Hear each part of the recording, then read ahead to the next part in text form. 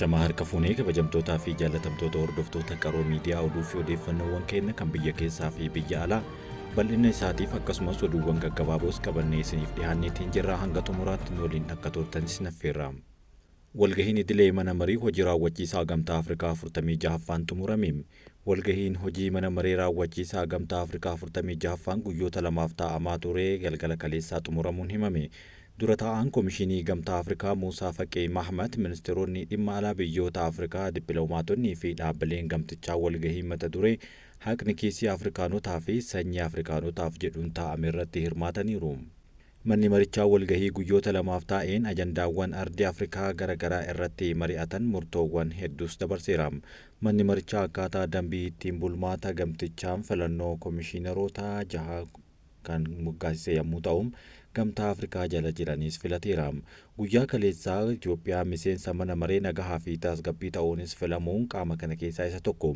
Qaamni hojii raawwachiisaa ajandaawwan yaa'ii hooggantoota gamtaa Afrikaa 38ffaa gurraandhala 9 fi 10 bara 2017 adeemsifamuuf dhiyaatanis ragga'eera.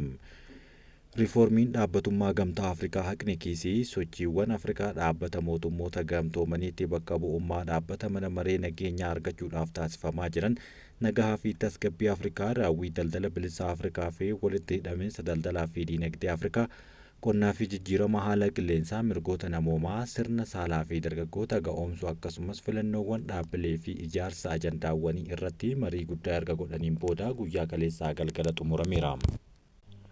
Hojjettoonni warshaa sukkaaraa Xaanaa Balas 200 ol hojii dhaabbataa irraa kaafamuun hojii humnaa akka hojjettaa jiran himamaa jira.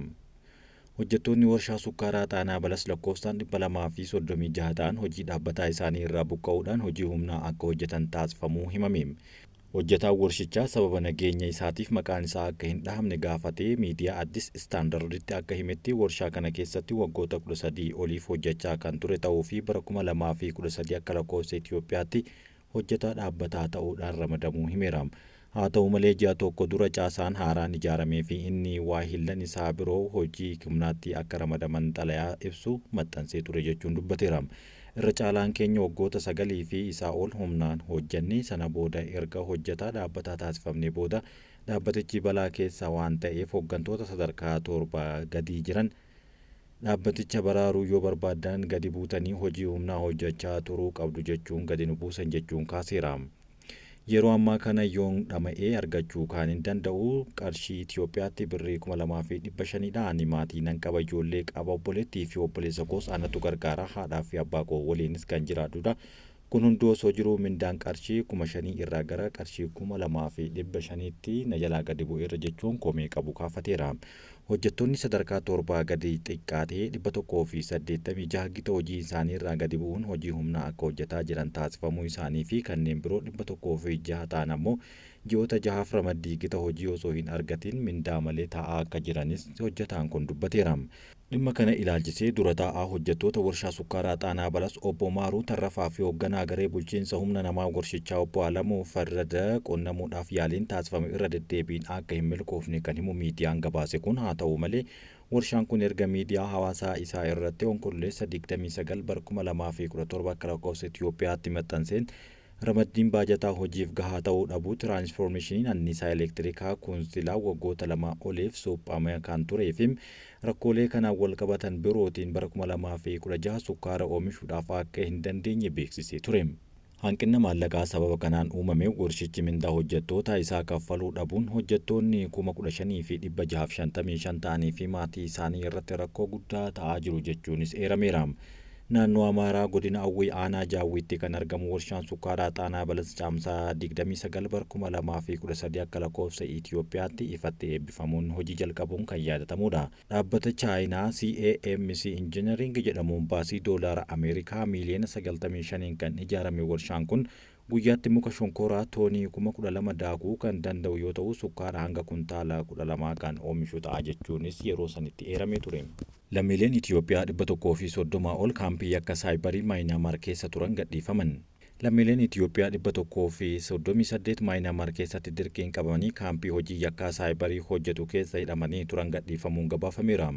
Lammiileen Itoophiyaa kunneen Maayinaamaar keessaa bahanii Taayilaand galuudhaaf achiis dhimmi lammummaa isaanii mirkaneessuu yoo raawwatu gara Itoophiyaa ni deebi'u jedhamee akka eegamu maddeen garaagaraa himan.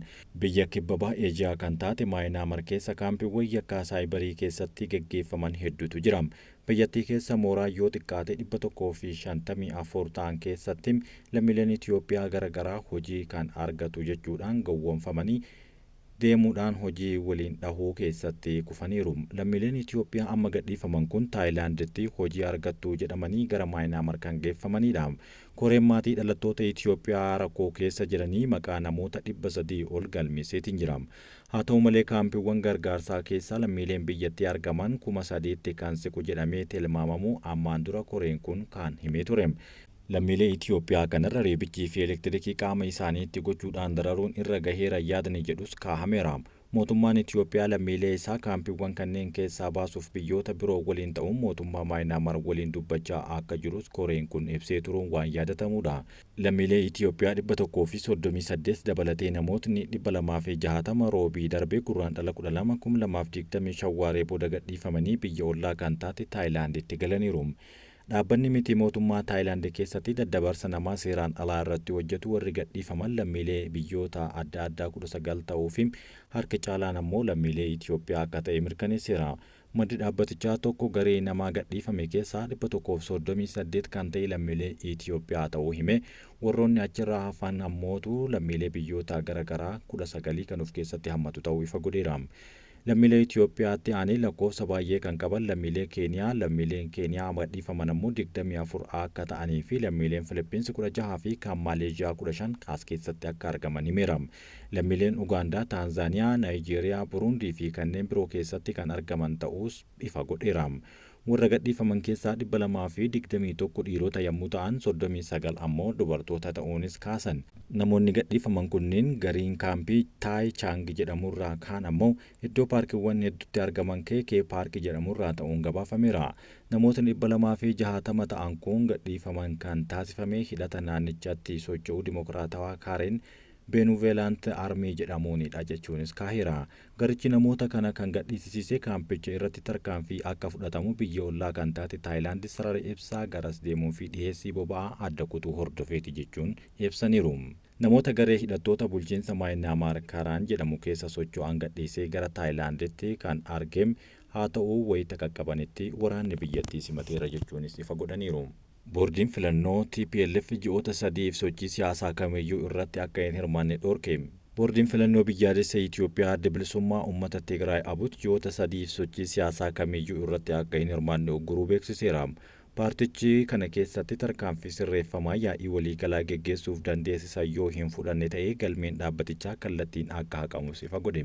Boordichi dhimma paartii TPLF ilaalchisee ibsa gurraandhala 13 akka lakkoofsa faranjiitti 2025 baaseen sababni murtoo uggura kanaa paartichi hagayya darbe irra deebiin seera qabeessummaa yeroo argatu itti gaafatamummaa fi dirqamoota ji'a 6 keessatti akka raawwatamuuf itti kenname raawwachuu dhabuu isaatiin akka ta'e eereera. Waraana waggoota lamaan naannoo Tigraayitti gaggeeffamaa ture wal qabatee sochii fincila keessaa hirmaateera jechuun beekamtii seera qabeessummaa isaa irraa mulqamee kan ture TPLF hagayya 3,2016 akka lakkoofsa Itoophiyaatti haala addaatiin galmaa'uun isaanii yaadatama. Yeroo sanitti boordiin filannoo guyyaa xalayaa murtee galmeessaa haala addaa of keessaa qabu paarticha qaqqabee kaasee ji'a 6 keessatti paartichi akka taajjabdoonni boordii filannoo argamanitti yaa'ii akka waliigalaa taasisus ifa godhee ture. Akkasumas yaa'ii kanarratti dambiin ittiin bulmaataa paartichaa akka raggaasifasu akkasumas hooggantoota akka filatu boordichi murteessee tureera. Paartichi yaa'ii waliigalaa kun gaggeeffamuu isaatiin guyyoota 21 dura boordii filannoo beeksisuu akka qabus eereera.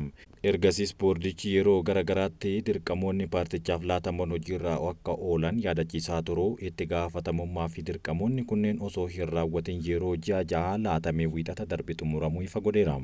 Haaluma kanaan boordiin filannoo biyyaalessaa walgahii gurraandhala 4 akka lakkoofsa Itoophiyaatti 2017 taasiseen Dhimmicha qorachuun paartichi guyyaa murtiin kun baheerraa eegalee ji'oota sadiif sochii siyaasaa kamiyyuu irraa akka hin hirmaanne murteessuu isaa beeksiseera. Paartichi sarbama seeraa uggura kanaaf sababa ta'e sirreessee bu'uura labsichaa fi qajeelfama labsii kana hordofee bahuu fi murtee fi ajaja boordichaa kabajuu yaa'ii waliigalaa yoo gaggeesse uggura kana akka kaafamu ibseera. Haa ta'u malee paartichi yeroo sana keessatti tarkaanfii sirreeffamaa yaa'ii waliigalaa gaggeessuuf dandeessisan osoo hin fudhatin galmeen dhaabbatichaa kallattiin akka haqamu akeekkachiiseera. Ajjecha aangawoota mootummaa aanaa sulultaatti raawwatamuu mootummaan ifa godhe. Godina Shawaa Kaabaatti bulchaa aanaa sulultaa obbo Abbabaa Warquu ajjeefamuu mootummaan ibse. Ajjechaan bulchaa aanaa sulultaa kanarratti raawwatameef mootummaan qaamolee hidhatanii fi faallaa imala jijjiiramaa dhaabbatan jechuun himeera. Aanaa sulultaatti ibsa gurraandhala 13 fuula miidiyaa hawaasaa irratti baaseen qondaallee mootummaa kun osoo hojiif imalaa jiranii qaamolee hidhataniin ajjeefamuu beeksiseera.